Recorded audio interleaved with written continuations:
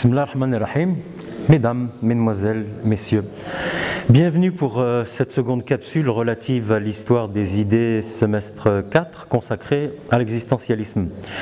Avant de débuter, vous me permettrez d'abord de remercier vivement notre doyen, M. Belkadi, parce qu'il a tenu à honorer le contrat institutionnel qui avait été engagé avec nos étudiants et qui a permis que ces capsules puissent se poursuivre et se parachever, Inch'Allah. De la même manière, j'aimerais aussi remercier les vice-doyens Sinaji et El Bhiri qui ont mis à ma disposition tous les moyens techniques, infrastructurels, logistiques, de télécommunication, afin de permettre ces séances de se dérouler sous les meilleurs auspices. Et évidemment, on ne saurait oublier aussi que tout ceci se fait sous l'aval et la supervision tout à fait éclairée et éclairante de notre président Sir Omar Rahili, dont je salue ici la proactivité et la réactivité tout à fait prégnante. Bien, pour ceux qui prendraient le train en marche, si vous me permettez l'expression, je dirais que dans la première capsule, il avait été question de l'existentialisme chrétien et des précurseurs qui, bon an, mal an, allaient de l'Antiquité jusqu'au XIXe siècle, et de la figure marquante de Søren Kierkegaard. Je vous renvoie à cette leçon dans laquelle j'avais établi un certain nombre d'éléments référentiels sur l'émergence d'un existentialisme qui était passé par Blaise Pascal, Jean-Jacques Rousseau, saint Thomas d'Aquin et d'autres, jusqu'à arriver à ce milieu du XXe siècle avec la figure emblématique de Jean-Paul Sartre, dont j'avais dressé la biographie et un certain nombre de référents conceptuels de sa perception et de la notion qu'il retirait de l'existentialisme athée. Si vous voulez bien, j'aimerais dans cette seconde capsule soumettre à votre sagacité et à votre perspicacité une assertion sartrienne que je vais vous donner, que vous pourriez prendre en note si vous voulez, et à partir de laquelle j'aimerais développer un certain nombre de référents contextuels et phénoménologiques. Alors, je vous donne cette assertion telle qu'elle, qui est la suivante. L'existence est ce qu'elle n'est pas, et n'est pas ce qu'elle est. Je répète, l'existence est, du verbe être, ce qu'elle n'est pas, ne pas être, et, conjonction de coordination, n'est pas, n'être pas, ce qu'elle est, être. L'existence est ce qu'elle n'est pas, et n'est pas ce qu'elle est. Eh bien, à première vue, une telle assertion semble paradoxale, au sens barthésien. Elle est en deçà de la doxa, de la normalité. Elle est anormale. Elle est contradictoire en apparence seulement. Pourquoi? Parce que si on regarde la première proposition, l'existence est ce qu'elle n'est pas. Si on regarde la seconde proposition, n'est pas ce qu'elle est. Et si on voit qu'elles sont ici mues par un principe de coordination, eh bien, ça va nous amener à déterminer une espèce de vision existentialiste, qui est que la vie, à la différence d'un objet inanimé, comme ce stylo, par exemple, la vie, elle est caractérisée par le mouvement, par un mouvement incessant et perpétuel. La preuve, c'est qu'avant que je vous ai parlé, vous étiez dans un état X. Maintenant que nous avons introduit cette assertion, vous vous voyez légèrement changer. Vous évoluez dans le temps, dans l'espace, dans la structuration mentale. Donc la vie, elle est une dynamique.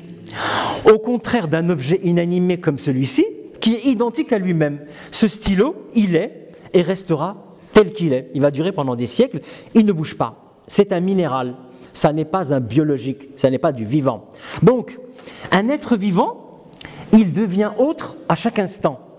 Il est différent à chaque seconde, à chaque minute. Et c'est cette différence même qui le détermine comme être vivant. Et par conséquent, l'essence même du vivant, elle se traduit par l'évolution, par la dynamique, par la perpétuation. C'est en ce sens qu'on peut dire que l'existence est ce qu'elle n'est pas, elle se transforme, elle n'est pas ce qu'elle est, parce qu'elle est mue par ce principe évolutionniste, dirions-nous, au sens darwinien. Si nous entamons dans ce grand 3 l'existentialisme croyant, qui n'est pas que l'existentialisme chrétien. Je vais tout à l'heure expliquer ce subtil distinguo. Si on regarde d'abord l'existentialisme chrétien au XXe siècle, et dans les années 1950. Le premier représentant de l'existentialisme chrétien, c'était Gabriel Marcel. Gabriel Marcel a été un critique, il a été un dramaturge, un philosophe. Il a écrit un ouvrage qui s'appelle « Être et avoir ».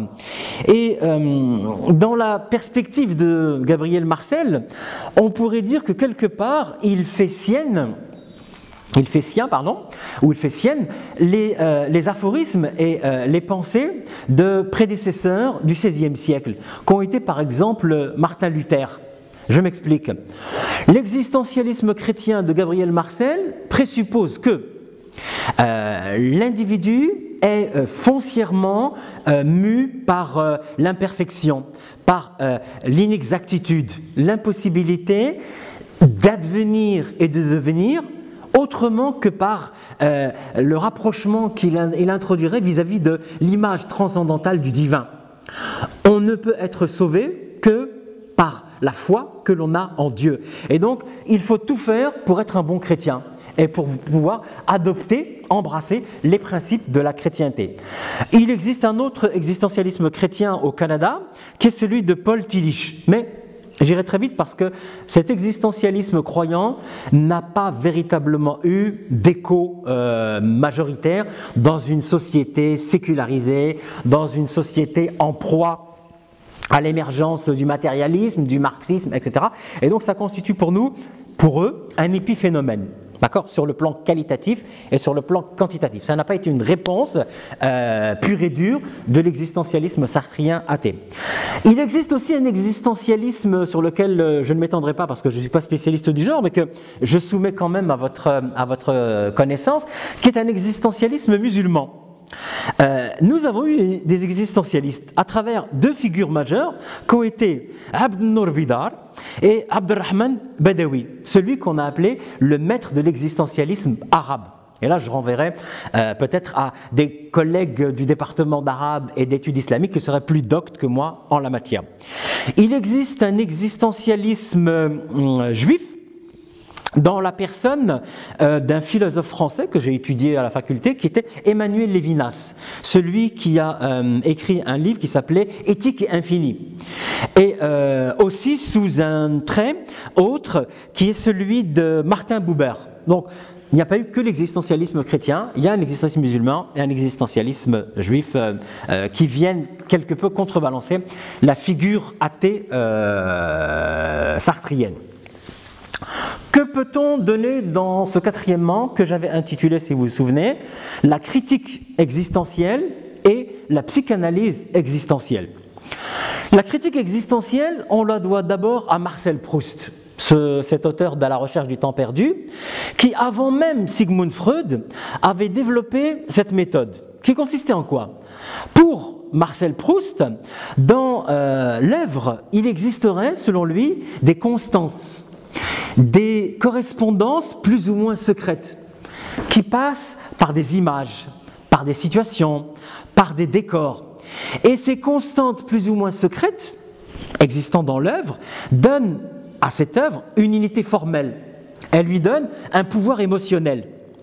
Et donc pour Marcel Proust, il y aurait la possibilité, les moyens d'identifier ce système de qualité qui compose ce que lui appelle la patrie intérieure d'un écrivain.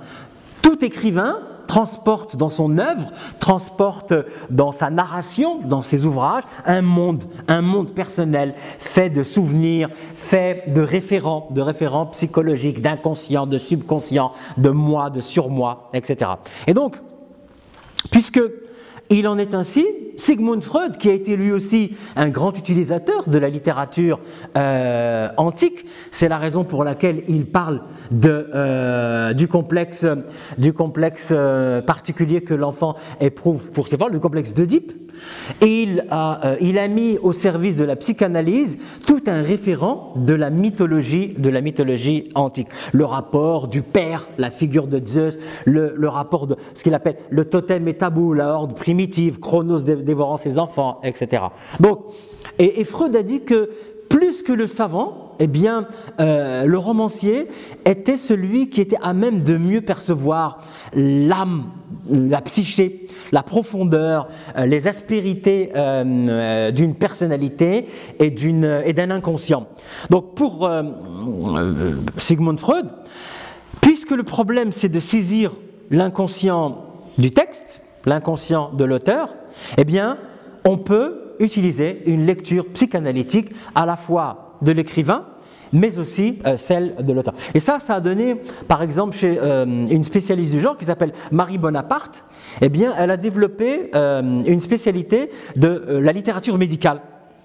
Et elle a pu approfondir ces entrefaits freudiens sur un certain nombre d'auteurs qu'elle a pu analyser de cette façon-là. Et je vous dirais que dans ce que Sigmund Freud appelle le motif dans le tapis, c'est-à-dire trouver le référent dans le discours littéraire ou dans le discours psychanalytique, eh bien, il a existé une lecture critique de la littérature, une critique littéraire qui, sous le biais de Charles Moron, s'est appelée la mythocritique. Pour Charles Moron, il existerait chez tout romancier un élément, des isotopes narratifs qu'il serait capable de pouvoir extraire dans un discours littéraire. Et Charles Moron dit par exemple qu'on peut trouver chez Mallarmé la figure du cygne. Pourquoi trouve-t-on le cygne? On va nous dire que c'est le symbole de la pureté, c'est le chant du cygne. Le cygne est le seul animal avec la girafe qui n'a pas de corde vocale, qui ne prononce pas de son. Eh bien, Charles Moron, lui, dit critique existentielle dont Jean-Paul Sartre a fait un usage à travers un certain nombre de publications, passe par la détermination de référents structurants dans des œuvres d'écrivains majeurs. Par exemple, Jean-Paul Sartre s'est attaché à analyser la posture littéraire et la posture biographique de Charles Baudelaire, de la même manière qu'il l'a fait avec Gustave Flaubert et aussi avec Jean Genet. Et il n'est un secret pour personne que ces trois auteurs ont, par rapport à la thématique littéraire qui est la leur, des référents qui sont des référents liés à leur biographie et à leur autobiographie. On peut déterminer aisément, par exemple, chez Charles Baudelaire, le rapport à la femme et le rapport à la chevelure. Dans La Géante ou dans d'autres poèmes, eh bien, la chevelure féminine est un référent incontournable du fantasme, de la thématique baudelairienne. Et ça renvoie évidemment à une espèce de complexe d'Oedipe mal achevé, qui était le rapport de Baudelaire par rapport à sa mère et à la mort du père, le remariage de la mère avec un général, et ce complexe oedipien inachevé, qu'il a essayé de reporter de la manière, sous une forme de forclusion, comme a pu l'exprimer Jacques Lacan, c'est-à-dire quelque chose qui ne peut aboutir, qui est condamné à se répéter tout le temps, sans jamais pouvoir se clore. La forclusion, un concept tout à fait prégnant.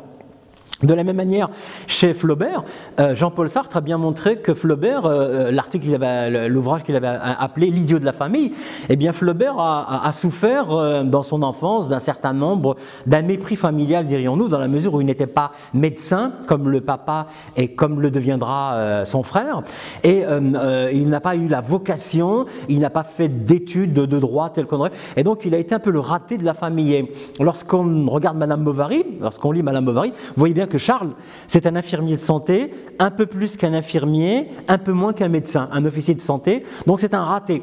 Et donc il y a une espèce ici de coup de canif de Flaubert à l'encontre de la figure paternelle, qu'il reprend quand même lors de l'agonie d'Emma Bovary. Il y a quand même un grand professeur de médecine qui vient constater le cas désespéré d'Emma et qui renvoie à une espèce de figure paternelle, puisque le père Bovary était un très grand médecin à l'époque. Pour Genet, celui qu'il appelait Saint-Genet, comédien et martyr, c'est le rapport à l'enfance dans des orphelinats et tout ce que ça a pu développer dans son rapport à la marginalité, à l'exploration de champs libidineux plus ou moins avouables et plus ou moins compréhensibles à l'époque. Bien. tout ceci pour me permettre de vous dire que si cette critique existentielle sartrienne n'a pas eu un écho outre mesure, elle a quand même permis l'émergence de ce que les critiques littéraires dénomment la mythocritique. La mythocritique avec Charles Moron est encore une fois la reprise thématique d'un variant structurant dans les œuvres de grands écrivains, et il s'agirait ici de trouver chez tout un chacun, par exemple, pourquoi chez Baudelaire ou pourquoi chez Flaubert, pourquoi chez Flaubert a-t-on toujours la couleur bleue? Si vous regardez Madame Bovary, eh bien, elle boit une liqueur, elle est bleue. On lui offre une Tilbury, un fiacre, il est de couleur bleue. Il y a des mosaïques dans des vitraux, ils sont de couleur bleue. La couleur bleue est un référent chromatique invariant chez Flaubert. De la même manière que l'image du cygne chez Mallarmé. Même si le cygne est réputé pour être un animal symbole de pureté, symbole de grâce, le chant du cygne, celui qui ne peut pas exprimer la douleur parce qu'il n'a pas les moyens phoniques d'émettre des sons, eh bien pour Moron, il y a d'autres raisons, des raisons personnelles liées à la vie de l'auteur. Voilà, je vous renvoie à la mythocritique de Charles Moron. La psychologie et la psychanalyse existentielle. Elle a été définie chez Jean-Paul Sartre dans L'être et le néant, publié en 1943. Pour Jean-Paul Sartre, l'homme, il est une totalité, il est une collection. Et en ce sens, l'être humain s'exprime en entier, dans la plus infime et dans la plus insignifiante de ses conduites. Et ça, Freud l'a bien montré. Il a montré que dans l'inconscient, dans ce qu'il appelle les actes manqués, dans les lapsus révélateurs, eh bien, surgit à la conscience quelque chose qui était inconscient, quelque chose qui était préconscient et quelque chose qui est refoulé.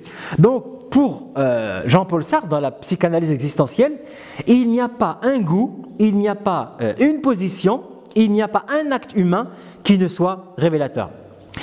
Et s'il fallait émettre un subtil distinguo entre Jean-Paul Sartre et Sigmund Freud, ce serait surtout par rapport à ce que Freud interprète du point de vue de la prégnance de l'inconscient. Jean-Paul Sartre n'est pas d'accord, il s'oppose à la figure tutélaire de l'inconscient chez Freudien. Pourquoi? Pour Freud, tout est question de complexe.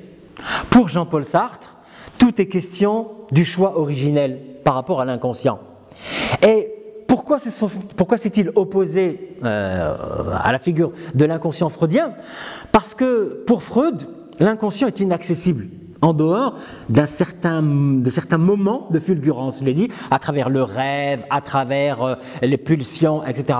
Eh bien ça, c'était une position intenable et insoutenable pour Jean-Paul Sartre. Pourquoi? Parce que si nous sommes mus par l'inconscient, comment peut-on prétendre pouvoir dicter à sa vie une espèce de maîtrise pleine et entière? Et donc là, Sartre va dire non, l'inconscient n'est pas inaccessible. Il apparaît à certains moments conscients. Il transparaît par exemple dans ce qu'on appelle le retour du refoulé. Il transparaît et donc il est accessible à la conscience et il peut permettre à l'individu de l'intégrer et de faire en sorte que sa conduite soit la plus maîtrisée possible. Il n'a pas dit totalement, mais il a été dans un au-delà et non pas dans un en-deçà freudien. Il faut réellement dire que la psychanalyse existentielle n'a pas donné des résultats très probants. Et ça renvoie aussi à l'aspérité qu'a constituée la phénoménologie. Si vous vous souvenez, j'avais parlé de Husserl. Je vous avais dit que Husserl avait déterminé le rapport à la phénoménologie. Et Sartre, c'est aussi quelque part, donc Husserl 19e, milieu du 19e, 20e, philosophe allemand, non existentialiste mais logicien et cartésien. Et donc pour Husserl, chez Husserl, la phénoménologie et la philosophie phénoménologique, elle cherche à revenir aux choses mêmes. Elle veut les décrire tels qu'ils apparaissent à la conscience. Et ça, indépendamment de tout savoir qui serait constitué. La phénoménologie husserlienne, c'est la science de la conscience. Pour Jean-Paul Sartre, la phénoménologie, c'est le dépassement entre l'idéalisme, la montée vers l'eau, la connaissance par rapport à la foi, par rapport à etc., l'opposition entre l'idéalisme et le réalisme. Pour Jean-Paul Sartre, la phénoménologie, c'est l'affirmation de la souveraineté, de la conscience et de la présence au monde tel qu'il se donne à nous. Et à ce moment-là, on voit qu'il y a chez eux une espèce de saisie, une espèce de volonté d'acception et de prégnance de cette focale existentialiste. Je ne pouvais pas décemment convoquer toutes ces figures existentialistes sans parler de Simone de Beauvoir. Simone de Beauvoir, celle que la presse française avait appelée d'une manière un peu irrévérencieuse et dédaigneuse, la grande Sartreuse. Un jeu de mots sur chartreuse, tel que par exemple, vous l'avez chez Stendhal, la chartreuse de Parme. Un chartreux, c'est quelqu'un qui vit cloîtré. Un chartreux, une chartreuse. Donc Simone de Beauvoir a été appelée la grande chartreuse. Simone de Beauvoir a été la plus grande et la plus fervente des existentialistes. 1908-1986, agrégée de philosophie, reçue elle aussi excellemment, compagne de Jean-Paul Sartre, qui a écrit Le deuxième sexe, Mémoire d'une jeune fille rangée en 58, et qui a réfuté l'existence d'une féminité innée. Elle a dit « on ne naît pas femme, on le devient ». Et j'aimerais juste ici ouvrir peut-être une parenthèse pour dire que depuis quelque temps, il y a un certain nombre de publications dans des revues très sérieuses. Par exemple, si vous regardez sur Kern Info, sur Percé, dans revue.org, vous avez des gens tout à fait crédibles qui émettent des théories selon lesquelles Sartre n'aurait pas pu produire ce qu'il a produit sans Simone de Beauvoir. D'autres disent même que Simone de Beauvoir aurait encore mieux compris les existants husserliens, comme par exemple la notion d'altérité, elle l'aurait mieux compris que Sartre lui-même. Et d'autres vont encore plus loin en disant que Simone de Beauvoir serait quelque part à l'essence de l'existentialisme sartrien. Elle aurait initié, elle aurait induit et elle aurait participé à la philosophie sartrienne. Et d'une manière beaucoup plus profonde, d'une manière beaucoup plus complexe et d'une manière beaucoup plus prégnante qu'on ne veut bien l'admettre. Et en guise de conclusion, je dirais qu'on est en train de revenir depuis quelque temps à la philosophie sartrienne. Évidemment, on détruit mieux et d'autant plus ce qu'on a adoré. Sartre a été la figure de l'intellectuel engagé, il a été le chantre du positionnement idéologique dans l'après-guerre jusqu'aux années 80, et depuis quelque temps, de manière un petit peu polémique, à travers par exemple Michel Onfray, un certain nombre de bémols sur la profondeur, sur la prégnance et la perspicacité et l'influence de l'existentialisme sartrien. Pourquoi ? Il faut bien dire que l'existentialisme sartrien s'appuie sur le marxisme. Avec la chute du mur de Berlin, 1990-1994, et ce qu'on a appelé la fin du XXe siècle. Pour certains, le XXe siècle serait apparu en 1914 et se terminerait en 1990-94 avec l'émergence du XXIe siècle. Eh bien, avec l'effondrement de l'idéologie marxiste, il y a un certain nombre de référents sartriens qui ont aussi subi une dévastation conceptuelle et une dévastation, comment dirais-je, philosophique et dans l'appréhension et dans la prégnance et aussi avec la disparition de la classe ouvrière, il faut bien dire, la disparition des syndicats et l'émergence de la globalisation, de la mondialisation, de l'apparition l'invention de l'automatisation, etc., d'un sous-prolétariat qui n'est plus un sous-prolétariat manuel, mais qui est aussi un sous-prolétariat digital, pourrions-nous dire, ou numérique. Hein. L'ouvrier, c'est pas celui qui produit, c'est celui qui, par exemple, entretient le robot qui produit. Donc, depuis quelque temps, il y a une lecture un petit peu oppositive par rapport à Sartre. Et là, je vous renvoie à Michel Onfray et à d'autres. Il n'empêche que Jean-Paul Sartre aura été quand même celui qui, dans l'après-guerre, a permis, avec sa revue Les Temps modernes, de faire émerger une vague intellectuelle. Il est aussi le pape de l'intellectuel engagé, et la notion même d'intellectuel comme étant, comment dirais-je, le disciple du philosophe tel qu'il a pu apparaître de l'Antiquité jusqu'au XIXe siècle. Eh bien, l'intellectuel est celui qui indique la voie